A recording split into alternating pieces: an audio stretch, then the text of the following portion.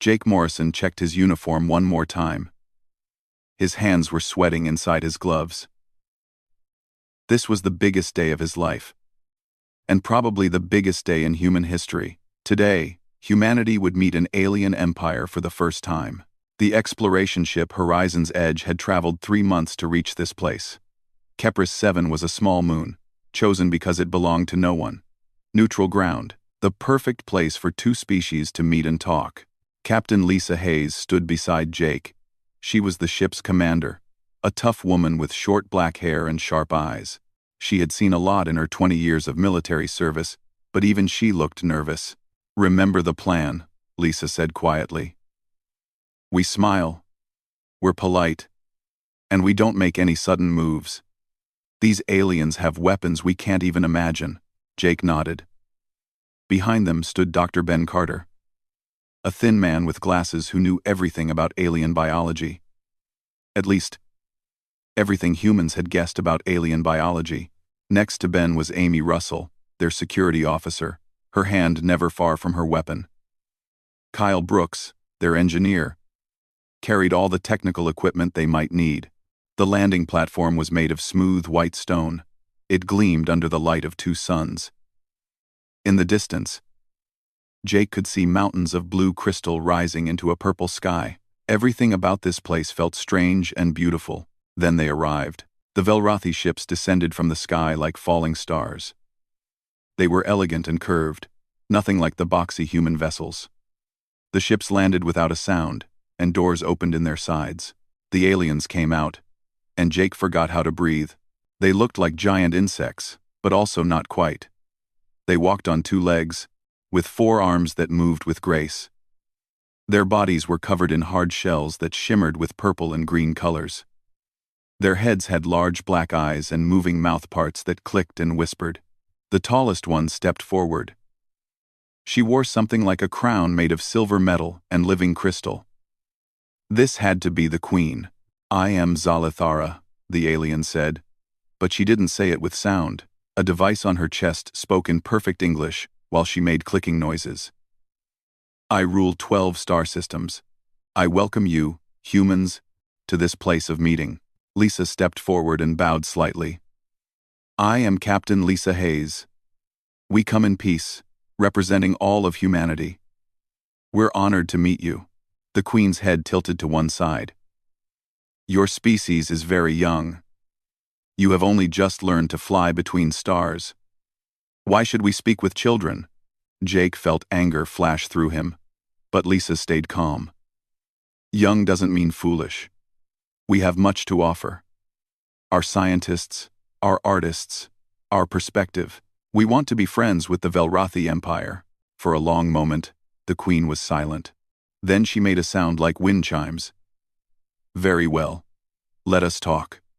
Come inside." They walked into a great hall that the Velrathi had built just for this meeting. The walls were transparent, showing the alien landscape outside. Furniture rose from the floor, shaped for both human and Velrathi bodies. The talks began well. The Queen asked questions about Earth, about human culture, about their technology. Dr. Carter explained how humans had developed space travel in less than 100 years. Kyle showed them examples of human engineering. The Queen seemed genuinely interested. She told them about Velrathi history, about the 12 worlds they controlled, about their long lives and their careful ways. Jake started to relax. Maybe this would work. Maybe humans and aliens could really be friends. That's when everything went wrong. The explosion came from the back of the hall. Smoke filled the air. Through it, Jake saw Velrathi soldiers running toward them. But these ones wore black armor instead of the Queen's silver. They were shooting weapons that fired bolts of purple light. "Traitors!" the Queen shouted in her clicking language. "My own people! How dare you!" Lisa grabbed Jake's arm. "We need to move. Now." But the attackers were everywhere. Amy pulled out her gun and started shooting back. The human bullets seemed to work, striking the black-armored Velrathi and making them fall. But there were too many of them. One of the attackers raised his weapon, pointing it straight at Dr. Carter. Ben stood frozen, unable to move. Jake didn't think. he just acted. He threw himself in front of Ben, pushing the scientist to the ground. At the exact same moment, the alien weapon fired. The pain was like nothing Jake had ever felt. The purple bolt hit him square in the chest, and it felt like the sun had exploded inside his body. He smelled burning cloth, burning skin, burning everything. His body felt like it was being torn apart at a level too small to see. Jake hit the ground hard. He couldn't breathe, couldn't think. The world was spinning and going dark at the edges. He heard Lisa screaming his name, heard the sounds of fighting continuing around him, heard Amy's gun firing again and again. Then he heard a different sound. The Queen's voice, loud and commanding. Suddenly, silver-armored Velrothi soldiers were everywhere. The attackers in black were being grabbed and thrown to the ground. The fighting stopped as quickly as it had started. Jake tried to focus on what was happening, but the pain was too much. He looked down at his chest and saw a hole burned through his uniform. The skin underneath was black and red, still smoking. He should be dead. He knew he should be dead. "Jake, stay with me." Lisa's face appeared above him. She was crying, he realized. He had never seen her cry before. Then another face appeared. The Queen herself, her large alien eyes looking down at him. She reached out with one of her 4 hands, touching the edge of his wound carefully. Jake heard her make a sound, something between a gasp and a whistle. She pulled her hand back and stared at it. Then at him. Then at his wound again. "Impossible," she whispered. The translator on her chest made the word sound like a prayer or a curse. "This is impossible. Brstead." The world went dark, and Jake knew nothing more. Queen Zalathara had seen death many times. In her 300 years of life, she had watched countless beings die from countless weapons. She knew what her people's plasma guns did to living flesh. They destroyed everything at the smallest level, breaking apart the very building blocks of life. Nothing survived a direct hit. Nothing, yet this human was still breathing. She knelt beside the wounded soldier, ignoring the protests of her guards. The human female captain was crying and holding the male soldier's hand. The other humans stood in shock, their faces showing that they expected their friend to die. But Zalithara looked closer at the wound. Yes, the surface was destroyed. The skin was burned black. The outer layers of flesh were gone. But underneath, something was happening. Something that should not be possible. She could see it with her special eyes, the ones that could detect heat and movement at tiny scales. The human's blood vessels were closing themselves. White blood cells, the tiny soldiers that fought infection, were rushing to the wound by the millions. And even more strange, the cells around the injury were already trying to rebuild, trying to heal. "You," she said to the human captain. "Your friend needs better medicine than you can give him. Let my doctors help." Lisa Hayes looked up, her face wet with tears. "Why would you help him? Your people just tried to kill us." "Those were not my people," the Queen said firmly. "They were traitors who will die for this crime. But your soldier saved one of yours. He showed courage. I will honor that courage by saving his life. If I can." Lisa looked down at Jake, who was unconscious now, his breathing shallow. She knew their ship's medical bay couldn't help with this kind of wound. She had no choice. "Okay," she whispered. "Please save him." The Queen called for her medical team. Within minutes, Jake was being carried onto a Velrothi ship on a floating platform. Dr. Ben Carter insisted on going with him, and the Queen agreed. The Velrothi medical facility was like nothing Ben had ever seen. The walls glowed with soft light. Machines hummed and sang in harmonies that somehow felt comforting. Jake was placed in a pod filled with clear liquid that bubbled gently. 3 Velrothi doctors, their shells marked with medical symbols, gathered around. They connected wires and tubes to Jake's body. And screens lit up, showing things Ben could barely understand. "The wound should have killed him instantly," one doctor said to the Queen. His name was Tick Rex, and he was the Queen's chief scientist. Our plasma weapons destroy cells faster than any species can repair them. Yet look, he pointed to a screen. Ben couldn't read the alien text, but he could see images of Jake's cells. And he could see them moving, working, rebuilding. It's slow by his body's standards, Tikrex continued, but incredibly fast by ours. A Velrathi with this wound would take months to heal, even with our best technology. But his body is already closing the wound on its own. How is this possible? The Queen asked. Ben spoke up. May I explain? The aliens turned to look at him. The Queen gestured for him to continue. Earth, our home world, is what we call a death world, Ben said. It's a very dangerous place. The gravity is strong. The weather is violent. There are millions of species all trying to survive, and most of them want to eat each other. All worlds have predators, Tikrex said. Not like ours, Ben replied. On Earth, everything is a threat. Tiny bacteria that cause disease, plants that are poison, animals with claws and teeth and venom, the sun's radiation, temperature changes that can kill in hours. For millions of years, anything that couldn't heal fast and fight off infection died before it could have children. He walked closer to the pod where Jake floated. Humans evolved to survive all of that.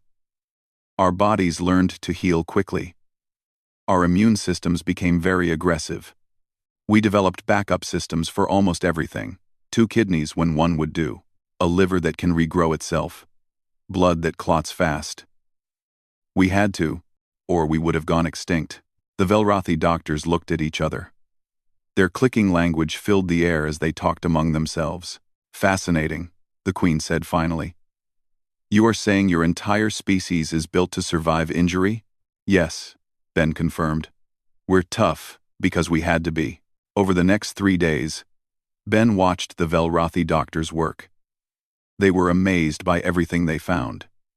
Jake's white blood cell count was 10 times higher than a Velrathi's. His blood carried oxygen more efficiently.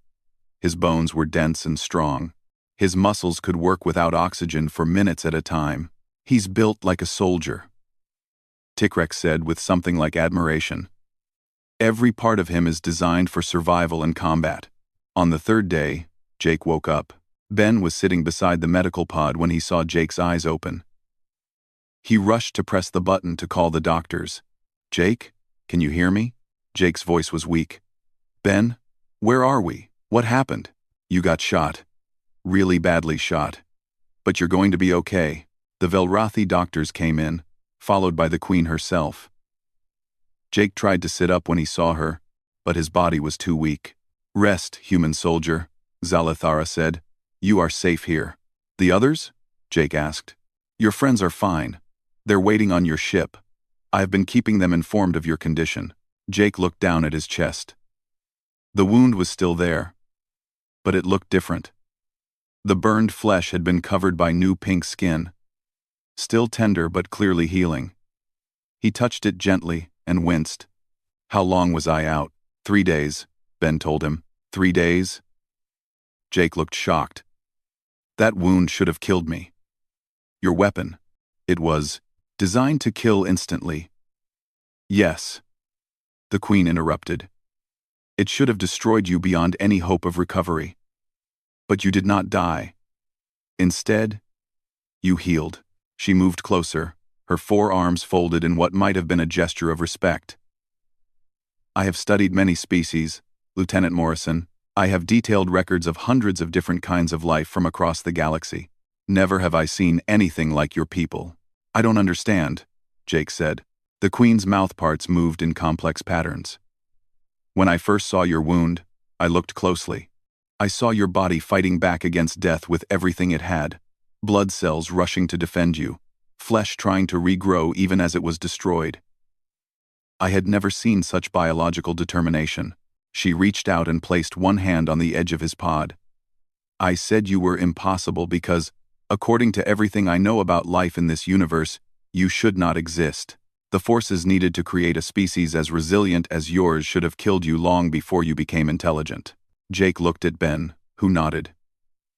It's true. Earth was really hard on us, but we survived. More than survived. the Queen said softly. You conquered your world completely. And now you come to the stars. She paused, her large eyes reflecting the light. I wonder if the galaxy is ready for humanity.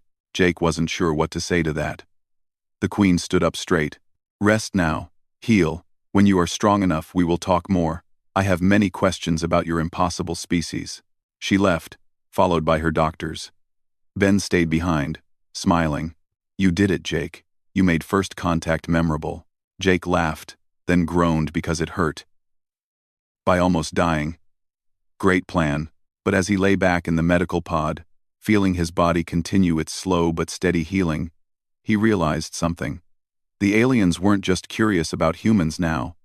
They were impressed, maybe even a little scared, and maybe that was exactly what humanity needed.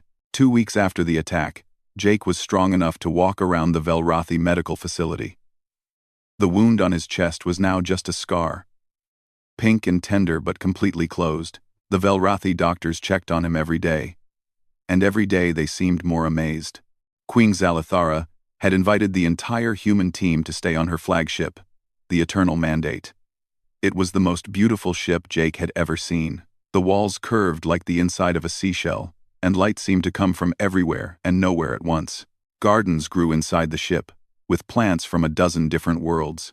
Lisa, Ben, Amy, and Kyle had rooms near Jake's. They met every morning to have breakfast together in a human-style dining room the Queen had prepared for them. Today, they were all there when Tikrex arrived.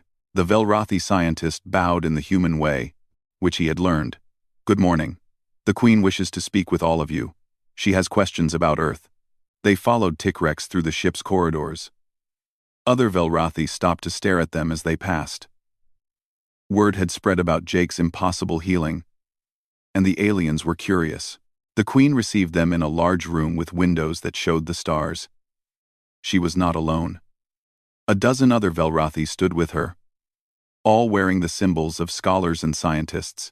Welcome, humans, Zalathara said. I have gathered my wisest advisors. We wish to understand your world better. Dr. Carter, you said Earth is a death world. Please explain what you mean by this. Ben stepped forward, and Jake could see he was excited. Ben loved to teach, and now he had the most important audience in the galaxy. Of course, Your Majesty. Let me start with the basics. Earth is the third planet from our Sun. The gravity there is 9.8 meters per second squared. He paused when he saw the Velrathi scholars clicking and chittering to each other in alarm. Is something wrong? Lisa asked. That gravity, one scholar said, is nearly twice what we consider normal for inhabited worlds. How do you even stand up? We're used to it, Jake said with a shrug. We don't know anything else. But it means your bones must be very strong, Tikrex noted. Your muscles must work much harder. Your hearts must pump blood against greater force. This explains some of your physical resilience. We can. Ben continued. Earth's atmosphere is about 21% oxygen. I understand that's unusually high. Dangerous levels, another scholar said. Oxygen is highly reactive. It corrodes metal. It ages cells. Most species need only 10 to 15%. How do you survive in such an environment? Our cells have special systems to deal with it, Ben explained. Yes, the oxygen damages us over time, but it also lets us produce energy very efficiently. We can run, fight, and work for hours without stopping. He pulled up images on a portable screen. This is Earth's sun. It produces significant ultraviolet radiation, enough to damage DNA and cause cancer. The Velrathi scholars looked horrified. One of them spoke up. Your own sun tries to kill you? We developed dark skin pigments to protect us, Ben said, and our cells have repair mechanisms for DNA damage. It's not perfect, but it works well enough. Kyle stepped forward now. Can I show them the predators? Ben nodded, and Kyle brought up videos from Earth. The Velrathi watched in silence as they saw lions hunting zebras, wolves chasing deer, sharks swimming through oceans, and eagles catching rabbits. These all live on your world? the Queen asked quietly. These and millions more, Amy said. Bears that can break a human skull with one hit. Crocodiles that can drag prey underwater. Snakes with venom that kills in minutes. Spiders, scorpions, jellyfish. The list goes on. And humans survived among these creatures? A scholar asked. We did more than survive, Lisa said. We hunted them. Some we learned to avoid. Others we killed. Eventually, we became the top predator on the entire planet. Jake noticed the Velrothi were very quiet now. They were starting to understand. Ben showed more images. Earth has extreme weather. Hurricanes with winds over 200 kilometers per hour. Tornadoes that can destroy cities. Floods, droughts, earthquakes, volcanic eruptions. Ice ages that cover half the planet, then warm periods that melt all the ice. And through all of this, your species survived? Tikrex asked. We adapted, Ben said. When it got cold, we learned to make fire and clothes. When it got hot, we learned to find water and build shelter. We learned to grow food, to store it, to preserve it. Every challenge made us smarter, tougher, more creative. The Queen rose from her seat and walked to the window. She looked out at the stars for a long time before speaking. I have lived for 300 years. I have studied the biology of every species in my empire and many beyond. I have seen worlds with harsh climates, dangerous life, and difficult conditions. But never have I heard of a place like Earth. She turned back to face them.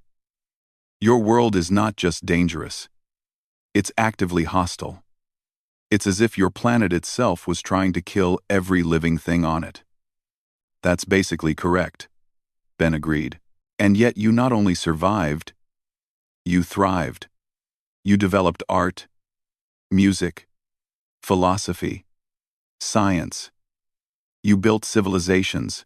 You reached for the stars. The Queen's voice held something like awe. How? Jake spoke up for the first time. Because we don't know how to quit. It's not in our nature. When things get hard, we don't lay down and die. We get angry. We fight back. We refuse to lose. Even when fighting is illogical? A scholar asked. Especially then, Lisa said. Humans aren't always logical. Sometimes we do things that don't make sense, just because we refuse to accept that something is impossible. Amy grinned. My grandfather used to say, if you tell a human something can't be done, they'll do it just to prove you wrong. The Velrothi scholars clicked and whistled among themselves. Finally, Tikrex spoke. Your Majesty, I believe we must reconsider our understanding of what makes a successful species. The Velrothi evolved on a gentle world.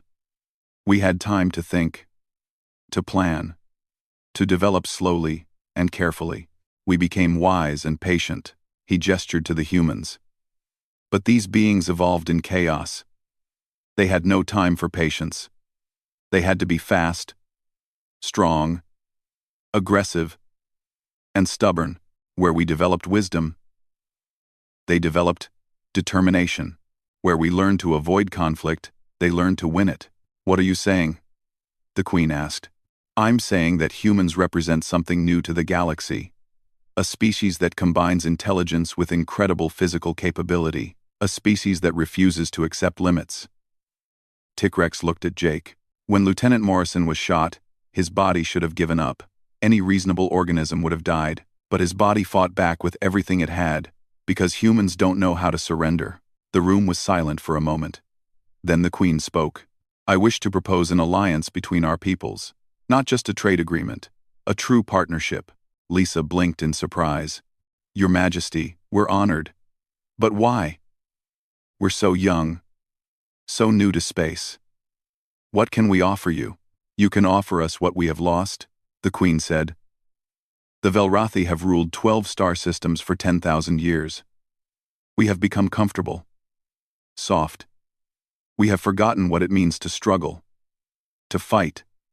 To refuse defeat. But the galaxy is not safe. There are threats we have not faced in centuries. She looked at each human in turn. You are strong where we are weak. You are fierce where we have become gentle. And I believe that together, we could protect not just our two species, but many others. Kyle grinned. You want us to be your warriors? I want you to be our partners, the Queen corrected. We have wisdom and technology. You have strength and determination. Together, we could be something greater than either of us alone. Jake looked at his team. Lisa nodded slowly. Ben was smiling. Amy looked eager. Kyle gave a thumbs up. We'll need to ask our government, Lisa said, but I think Earth would be very interested in this alliance. Good, the Queen said. But first, I want to see your people in action. There's a threat near our borders. A species called the Krell. They have been raiding our outer colonies. I propose a joint military operation. Let us see what humans can do when they fight. Jake felt his heart beat faster. A real fight. Alongside aliens. Against a common enemy. This was what humanity had been preparing for without even knowing it.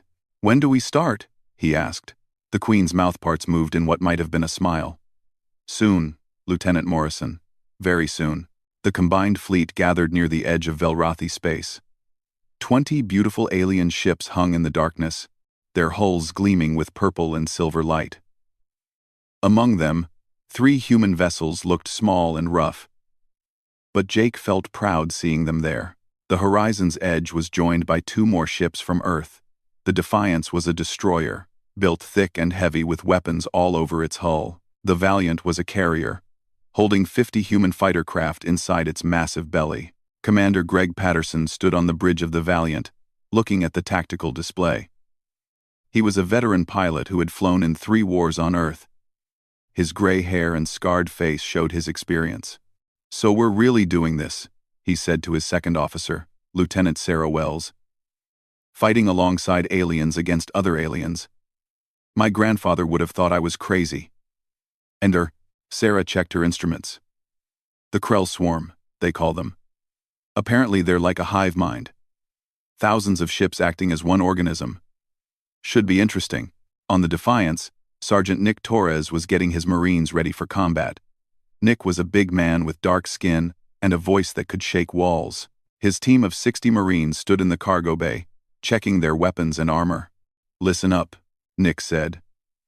We don't know much about these Krell things, but we know they like to board enemy ships. If they get onto the Defiance, or any other vessel, we're the ones who have to stop them. So check your gear twice, watch your buddy's back, and remember your training. Sergeant, one Marine called out. What if the Krell are tougher than us? What? Nick grinned. Then we hit them harder. We're humans. We don't quit. We don't run. We win. Got it? Yes, Sergeant. On the Eternal Mandate, Jake stood beside Queen Xalathara in her command center. The room was circular, with holographic displays floating in the air. Velrathi officers moved gracefully between stations, their 4 arms working multiple controls at once. Your ships are in position, the Queen said. Are your warriors ready? They're ready, Jake confirmed. He wore a communication device that let him talk to all 3 human ships. Greg, Sarah, Nick, you all set? Valiant is ready, Greg responded. Defiance standing by, came Nick's voice. Horizon's Edge is good to go, Lisa added from their original ship. The Queen's sensors detected movement. The Krell are coming. 20 minutes until contact. All ships, prepare for battle. Jake's heart pounded. This was it. Humanity's first real space battle alongside alien allies. He hoped they wouldn't disappoint. The Krell ships appeared on sensors first, then on the visual displays. Jake felt his stomach drop. There were hundreds of them, small black craft that moved in perfect formation, like a school of fish or a flock of birds. There's so many, one Velrathi officer said nervously. Do not fear, the Queen commanded. We have fought the Krell before. They use numbers, but we have superior weapons and shields. Maintain formation. and pick your targets carefully." The Velrothi ships moved into a defensive pattern, their weapons charging. The human ships spread out, with the Defiance taking point position and the Valiant hanging back to launch its fighters. The Krell attacked like a wave of darkness. Their ships were fast and small, equipped with weapons that fired red energy beams. They didn't seem to care about their own safety, throwing themselves at the Allied fleet in suicidal charges. The Velrothi opened fire with precise accuracy. Their beam weapons cut through Krell ships cleanly, destroying them one by one. But for every Krell ship destroyed, 10 more took its place. "They're trying to overwhelm us," Tikrek said from his science station. "This is their standard tactic. They sacrifice the many to exhaust the few." Jake watched as 3 Krell ships rammed themselves into a Velrothi cruiser. The shields held, but barely. The Velrothi ship pulled back, its weapons still firing but its defensive systems weakening. "This is Defiance," Nick's voice came over the radio. "We're moving to protect that cruiser. All power to forward shields." The human destroyer pushed forward, placing itself between the damaged Velrothi ship and the incoming Krell. The Krell swarmed around it like angry insects. "Taking heavy fire," Nick reported. His voice was calm despite the chaos. "Shields at 60%, 50%, 40%. Defiance, fall back!" A Velrothi officer shouted. "Your shields cannot handle this." "Defiance, follow V. They have a lover by File Zignine. They were File Zignot by File Zignine. Defiance, fall back." "Negative," Nick replied. "We've still got armor. And guns. Lots of guns." The Defiance's weapons blazed. Unlike the precise Velrothi beams, human weapons sprayed bullets and missiles in all directions. It wasn't elegant, but it worked. Dozens of Krell ships exploded under the constant barrage. "Shields down," Nick called out, switching to armor. "Hull integrity at 90%. The Queen looked shocked. "They're still fighting? Without shields?" "Humans build ships tough," Jake explained. "We learned the hard way that shields fail. Armor is more reliable." A Velrothi ship near the back of the formation exploded. The Krell had broken through the defensive line. "This is Valiant." Greg's voice crackled over the radio. "Launching all fighters. Sarah, take Red Squadron. I've got Blue Squadron. Let's show these bugs how humans fly." 50 small fighter craft burst from the Valiant's launch bays. They were tiny compared to the larger ships, but they moved with incredible speed and agility. The human pilots had trained in Earth-strong gravity, in violent weather, in simulators designed to push them past their limits. This made them fast, fearless, and deadly. Sarah led her squadron straight into the thickest part of the Krell swarm. Her wingmen followed without hesitation. "Red 3, on my wing. Red 5, watch our 6. Let's break their formation." The human fighters wove through the Krell ships like dancers. They spun, rolled, and dove with movements that made the watching Velrothi gasp. Sarah's targeting computer couldn't lock onto the fast-moving Krell, so she switched to manual control and fired by instinct. 3 Krell ships exploded, 5 more, 7. "This is insane," a Velrothi pilot said over the general channel. "They're flying into the heart of the enemy fleet." "That's the plan," Greg responded. His squadron was hitting the Krell from the other side, creating chaos in their perfect formation. In Earth's wars, we learned that sometimes the best defense is a good offense. But the Krell were learning too. A group of them broke off from the main swarm and headed straight for the Valiant, the carrier that was now vulnerable without its fighters. "Multiple Krell ships on intercept course for the Valiant," a Velrothi sensor officer reported. "They're trying to board it." "Oh, I see them," the captain of the Valiant said. "But we can't launch more fighters. The bay is empty." "Can you stop them?" the Queen asked urgently. "Negative. Our weapons can't track targets that close and that fast." "Then they will board you, and your crew will die," the Queen said sadly. "Not if I can help it," Nick's voice cut in. On the Defiance, the sergeant was already moving. "Marines, to the transport pods. We're going to that carrier." His team ran through the damaged corridors of the Defiance. Alarms blared. Smoke filled the air. But they reached the transport pods. Small craft, designed for boarding actions. "Launch," Nick commanded. The pods shot out of the Defiance and crossed the space between ships.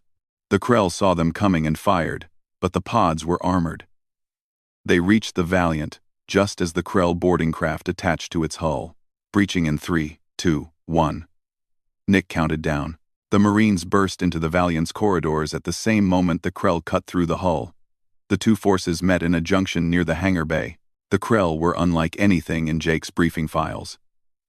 They looked like a nightmare combination of insects and machines. With 6 legs, cutting claws, and glowing red eyes, they made high-pitched screeching sounds that hurt human ears. "Fire!" Nick roared, the corridor filled with the sound of human weapons. The Marines fought with a ferocity that shocked even themselves. These aliens had come to kill their people. To destroy their ship. That wasn't going to happen.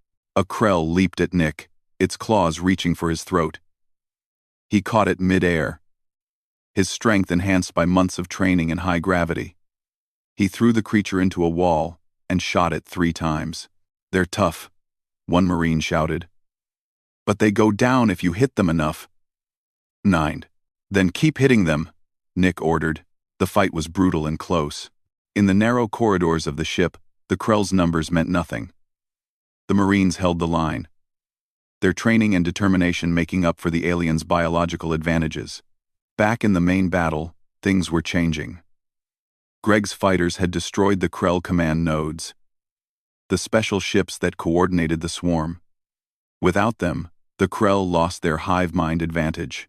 The remaining ships started flying erratically, confused and disorganized. "Now," the Queen commanded. "All ships, full assault." The Velrothi fleet, which had been fighting defensively, suddenly pushed forward. With the Krell in disarray and the human forces causing chaos, the tide of battle turned. One by one, the Krell ships were destroyed.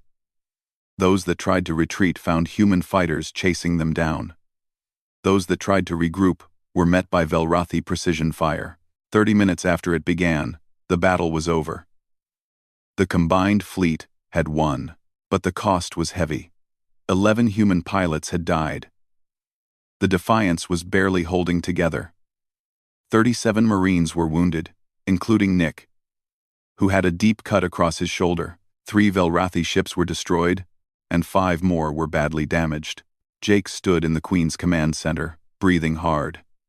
The adrenaline was wearing off, and the reality of what had happened was sinking in. The Queen looked at him with her large, dark eyes. Around them, her officers were silent. "Your people," she said quietly. They fought beyond reason. They ignored wounds. They pushed damaged ships past safe limits.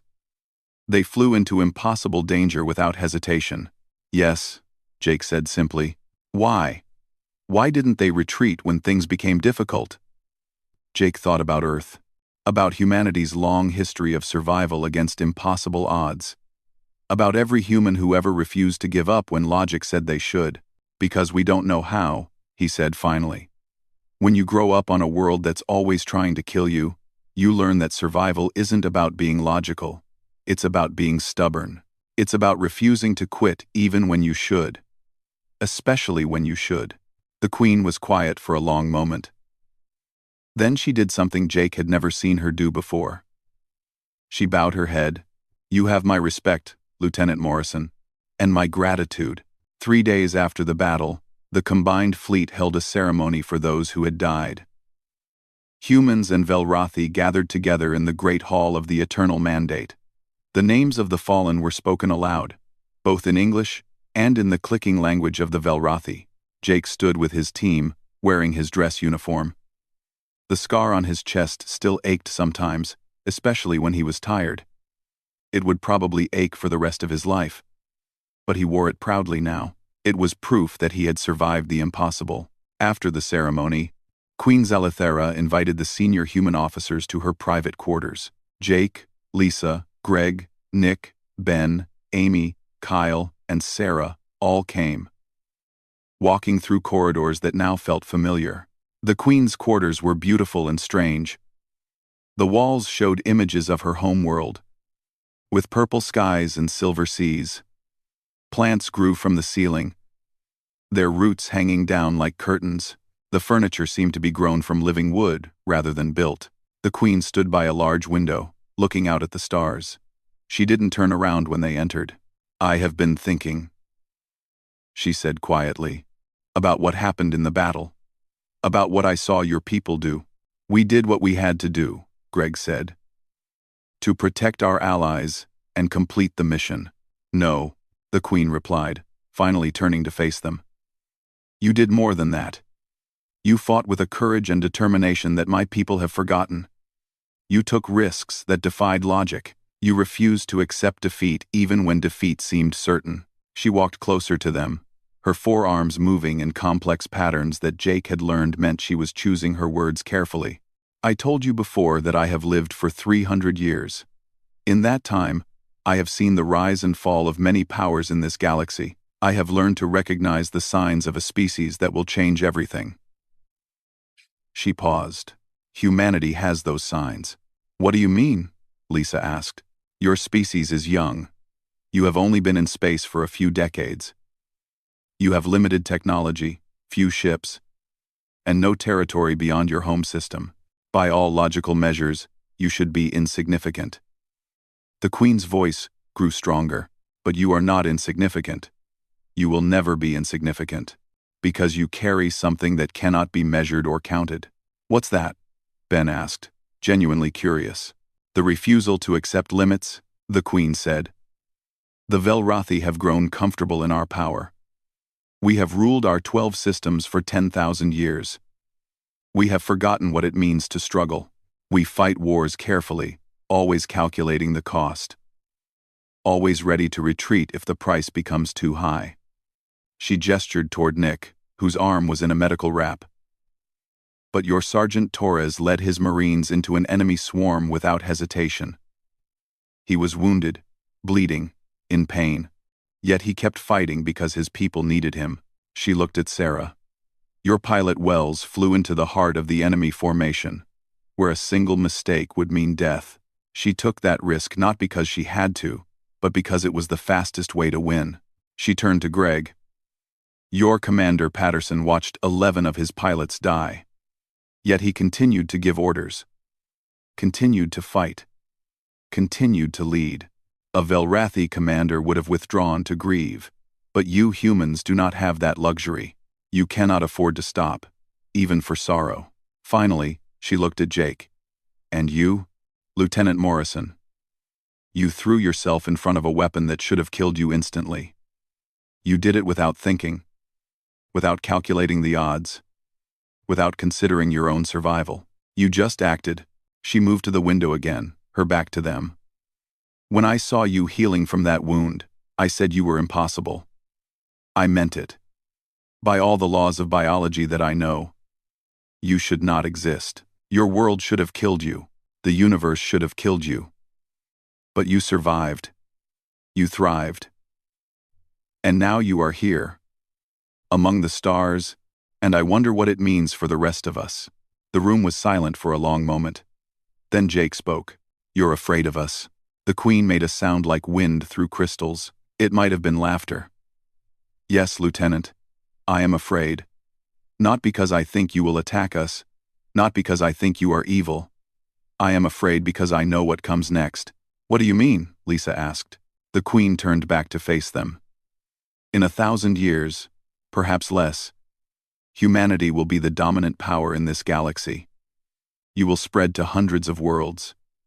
You will grow in numbers and strength. Your technology will advance. Your influence will expand. And all the old empires, including mine, will have to decide whether to be your friends or your obstacles." "That's a long time from now," Amy said. "We're not even close to that yet." "But you will be," the Queen insisted.